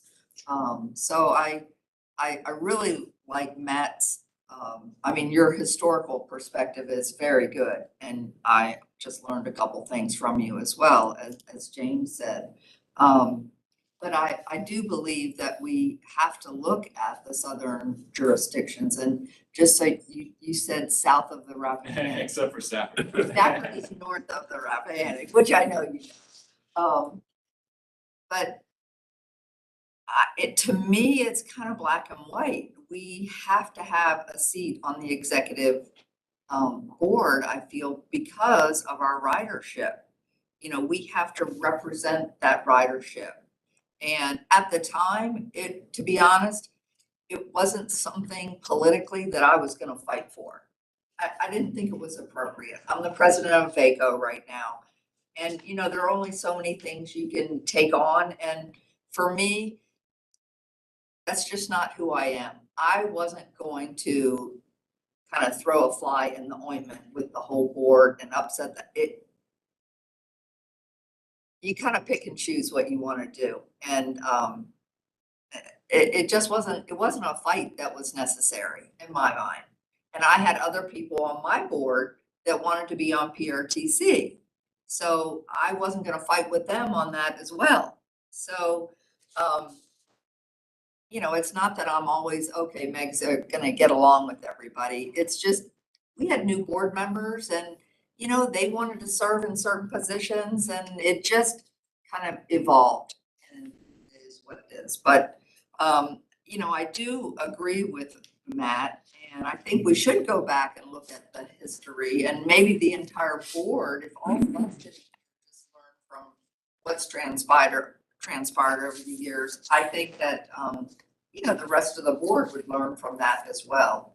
But I think in fairness to Spotsy and Stafford and the city, because there are people from Spotsylvania that come to the city and jump on the train. We have a lot of people from Spotsylvania that aren't going to go south to get on the train and they come to Stafford to get on the train. But they might be Spotsylvania residents. But I think really in fairness that the jurisdictions down there really should have a seat on the executive. So you're. And how we get there, I'm not really sure.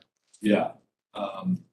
So are you saying that there should be a permanent reserved seat or because we're here because no one from those jurisdictions stepped forward this particular year, right? Right. No name was put forward this particular year. Right.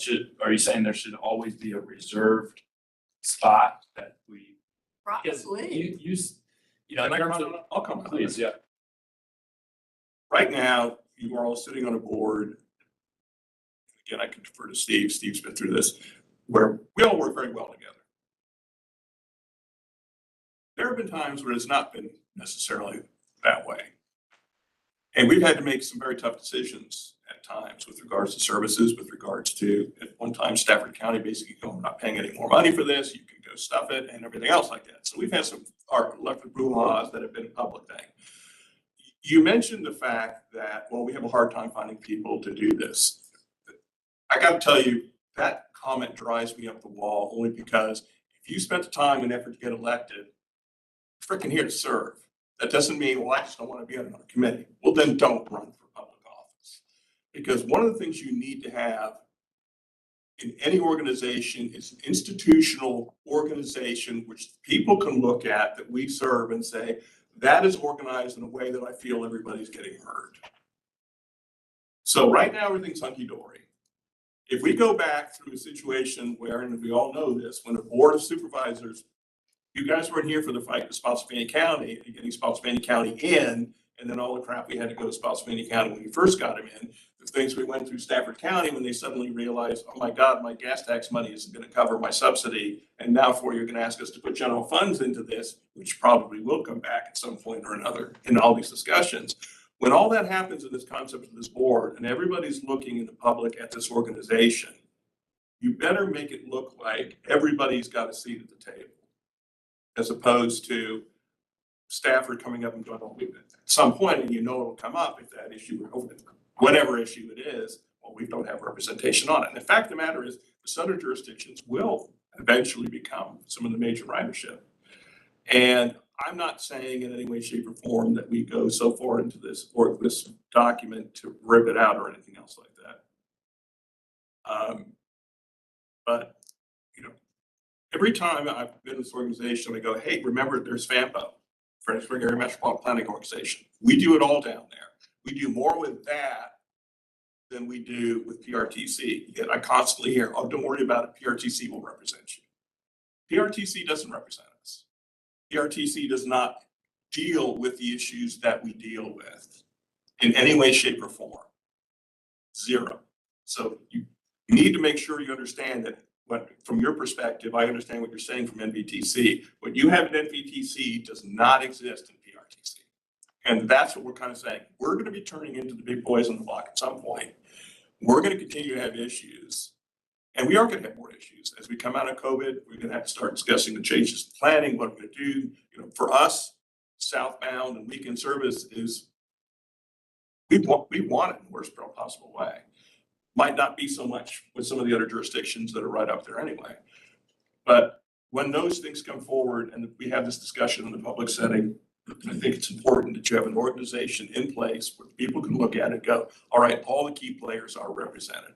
And you will find, even if you look at, you're going to find the Paul Middleday time, you're going to find the Gary Skinner, because those two really wanted to be and really enjoyed their time on doing that. And you're right, there have been issues. But frankly, part of this is Stafford and Spotsylvania elected officials basically understanding you come on this board, you're going to have to play a major role because you are a major player in how this works. And so I don't like it when I hear, well, we can't find people to do it because frankly, Stafford and Spotsylvania, because again, it might change when I leave. But, philosophically, I'm kind of like, we're only 2-point-some% of the ridership. We're the small player in the room, and I understand that. Stafford and Spotsylvania are not, and they are bigger players.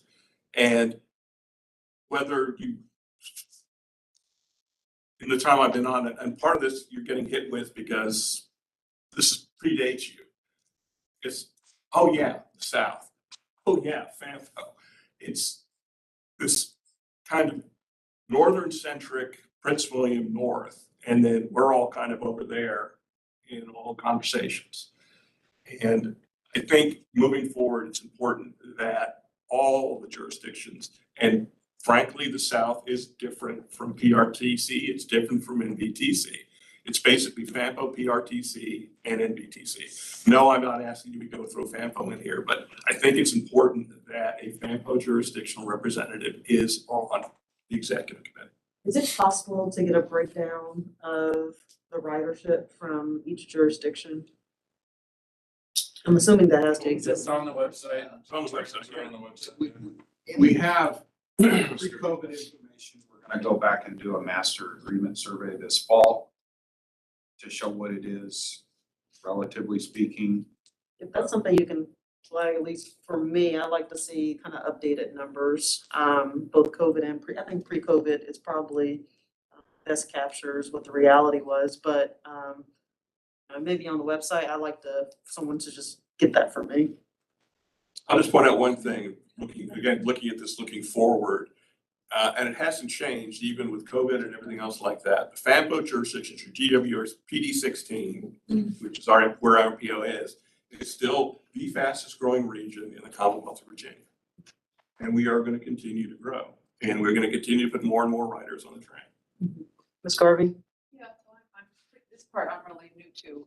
It sounded like from what you're saying, there's sort of 3 regions in a way. Well, Is that what I'm hearing? Well, honestly, there's really only 2 regions here because Prince William really does more in line with what's going on to the north. Why? Other than the bus system, and again, I'm not going to try to guess what the General Assembly was thinking. If you really think about it, PRTC really is a bus service. It is not the planning organizations you will have at NVTC in any way, shape, or form. And the reason we got lumped into it, again, I'm sitting here voting on when PRTC was going through probably its worst time in its history. I'm sitting in a room having to cast a vote on a system that I have absolutely, as a community, no interest in, begging Prince William, Manassas Park, and Manassas not to put us in a position where we have to cast a deciding vote. That's what it's been like. I can't. So it's two. It's the southern jurisdictions and northern. I really put Prince William, you guys, let's face it, it's more of a northern jurisdiction than it is. If we decided that somehow there needs to be an assurance of representation, we could add a position. I think I heard that onto the executive committee if you wanted to, and I don't know what you call it. So I just toss that out. The other thing I'll say is I think it is important to look at ridership, but I'm realizing, so, you know, I mean, I saw you sort of glance at me when you're saying, well, some people might not want the weekend ridership. Well, here in Arlington, so that's where everybody gets up. We do want all that ridership. We do want people coming on the weekends. So just because you don't have a lot of people on the train doesn't mean that you don't have actually a pretty important interest. It's just a different aspect of it. Mm-hmm. So I toss that out, which is probably not helpful. I have no trouble with, you know, trying to make sort of more balanced representation, and then you hold a seat open, and if nobody wants to do it, the seat stays empty. I don't know if that's helpful, but that's what I'm saying. Steve? Just a couple of things to offer, just for perspective. I mean, obviously, I'm not a member of the committee, but, and I don't want to disagree with Matt, but some of the history is a little bit different. You know, the way this thing really got started was an idea that really came at MVTC. It was really an MVTC staff thing, like, wouldn't it be great? In fact, the staff person lived in Prince William. He said, this traffic is ridiculous. Can't we use the freight lines to get to work? And that necessitated, that was a conversation within MVTC. It necessitated Prince William's involvement because that's where all the riders probably were. And MVTC did not want Prince William to join MVTC.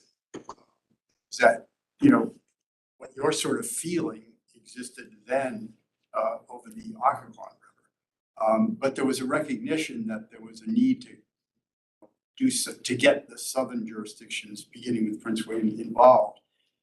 And that led to the creation of PRTC. I set up PRTC in 1986, and you know, Fredericksburg was not a member, nor was Manassas Park. They came a year or two later. But it was really Stafford and Prince William that said, wow, a commuter rail service would be wonderful. Stafford was very, very involved in the establishment of PRTC in the operations board. If you look back at the history, you're going to see that people like John Porter and Alvin Bandy were, you know, very active members of the VRE operations board. But the thing that you have to recall, and this is that this is a partnership between two transportation districts, MVTC and PRTC. They each have an equal veto over anything this operations board does. The operations board is really just a committee of the two commissions. And the only ones that have any authority over VRE are the two commissions. So however you structure the operations board, everything is still ultimately subject to the two commissions, which means that you're going to have people at MVTC like Arlington and Alexandria who don't have a huge financial stake in the service. You're going to have Loudoun County who has no involvement at all in the service. Initially, PRTC was really just a commuter rail operation. That's really all they did.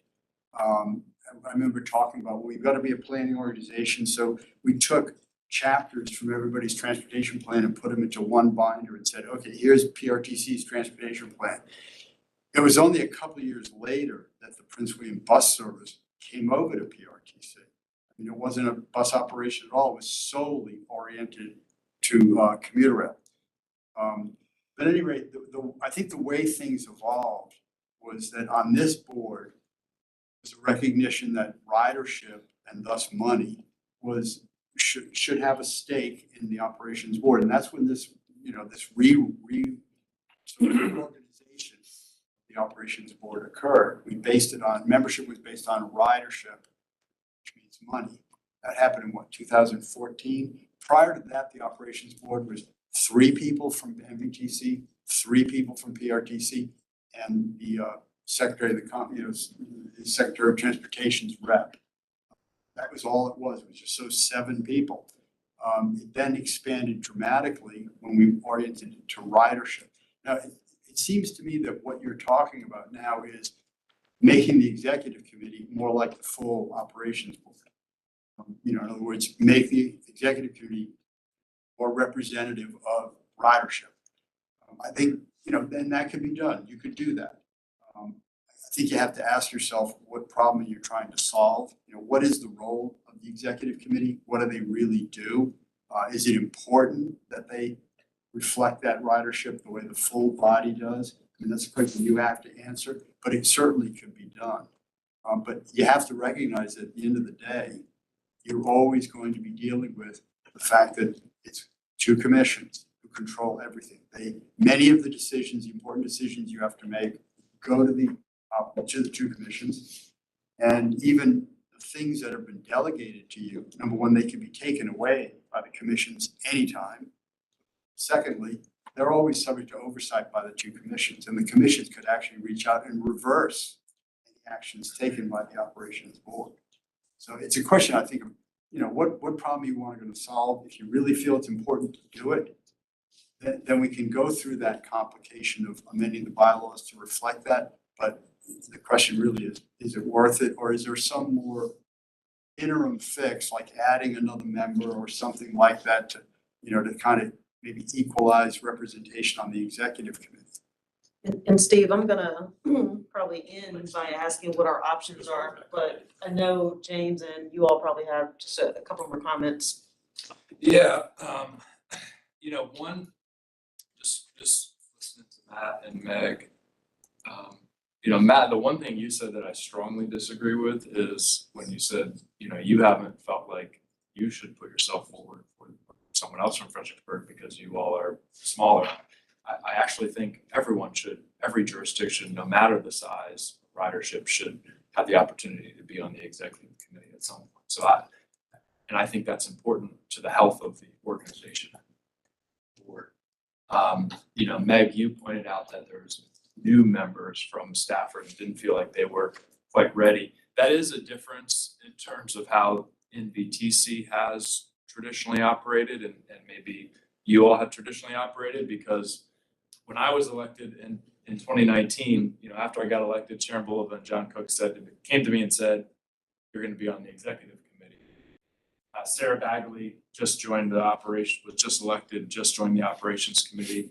As NVTC, we got together and said, hey, Sarah, I know you're new to this, but you're going to be on the executive committee. So we have kind of made a point of doing that, even with newer members. I obviously respect if you all choose not to do that, but that's one of the reasons that we filled those slots. I mean, I would be very uncomfortable with changing the bylaws to say that there should be a FAMPO, that's a new term for it, FAMPO slot. There isn't a Fairfax County slot in the bylaws, right? We haven't ever been that specific in the bylaws.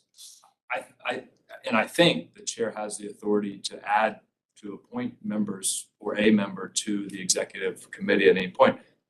I would have absolutely no objection if there's one of the new members, who's already gotten engaged and involved, or Meg, if you concluded now you have the time and bandwidth to take this on, I would have no problem with that, with an appointment being made to add someone to the executive committee. I think getting that specific into the bylaws would raise problems. I know raise questions at NVTC, as Steve alluded to, that I'd have a tough time answering, and I don't know that it's necessary. And so certainly, if we're going to add a FAMPO slot to say formally FAMPO is always on the executive committee, I think Prince William would probably want to say Prince William's always formed, and Fairfax would want to say Fairfax is always on.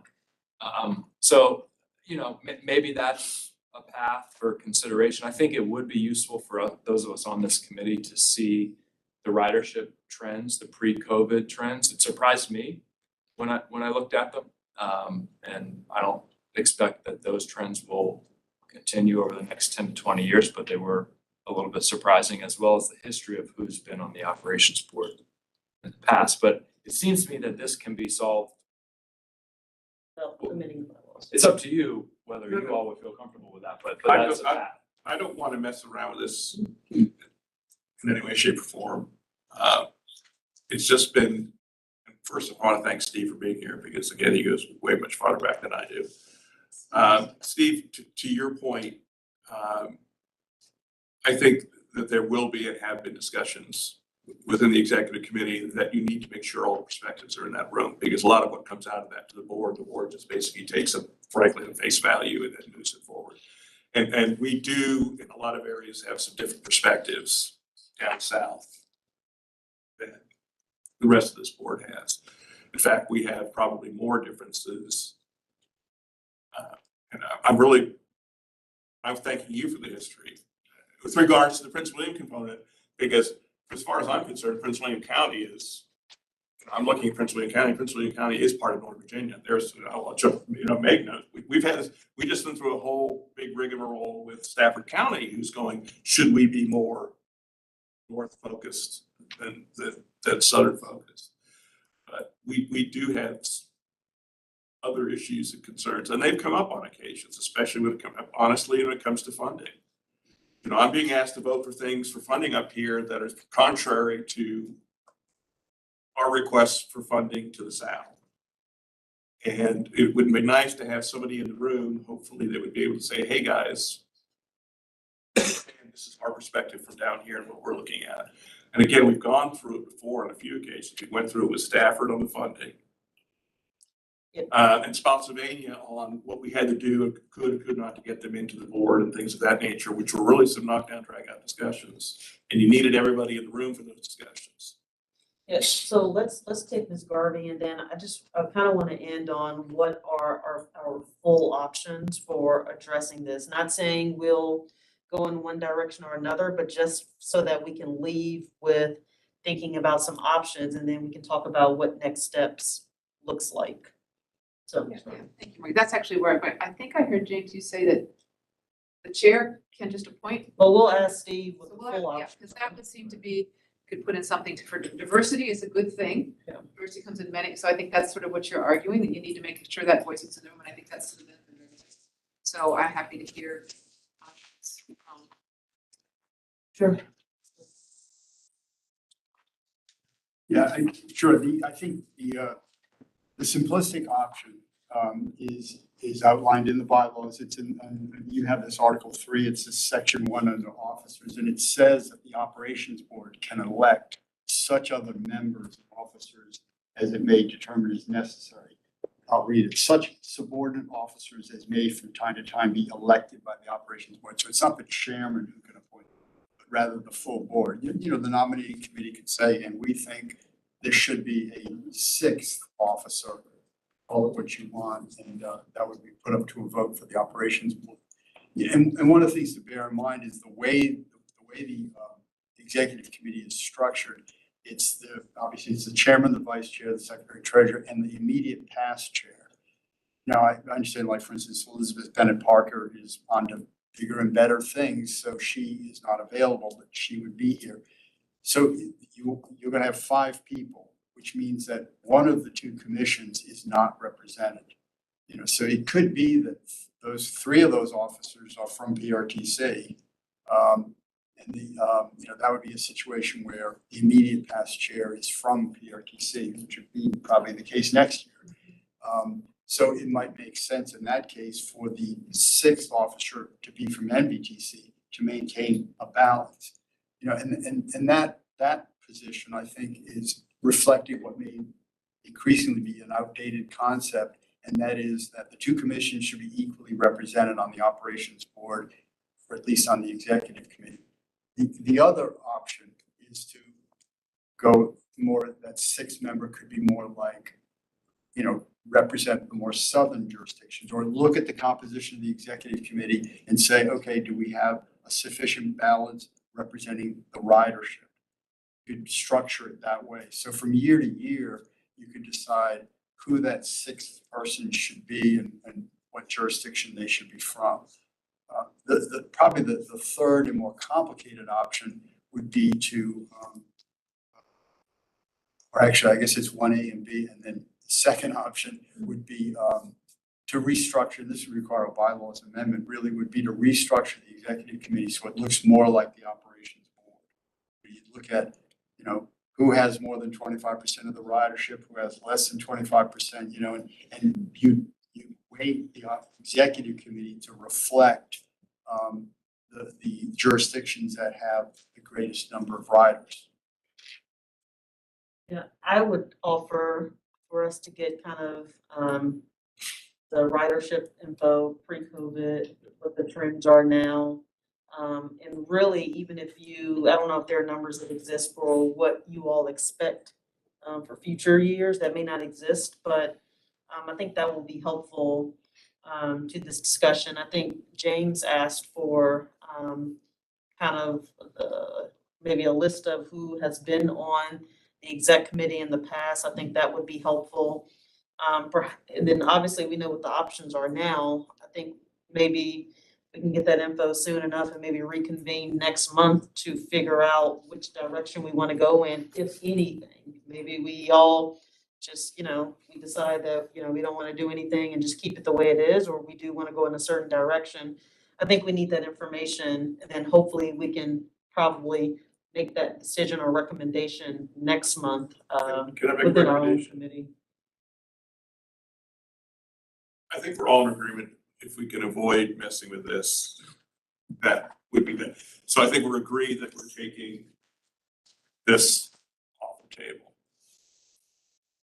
I think probably the best way to do this, to see how it would work moving forward, is to go with the option of considering the sixth appointment, and always considering the sixth appointment. So at least it's a speed bump in the process where people go into the room and go, oh, the nominating committee has got to look at this sixth slot. Does this person, then the conversation starts of who's represented, how much do they represent, and everything else like that.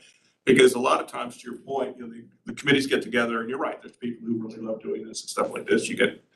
What you're gonna probably find out from the southern jurisdictions, I can't think of anybody but Paul and Gary who have really been heavily engaged to the point of being on the executive committee for the southern jurisdictions. I can't think of, Well, Bob Gibbons. well, you've got Bob, yeah, that predates me, so. That's a way.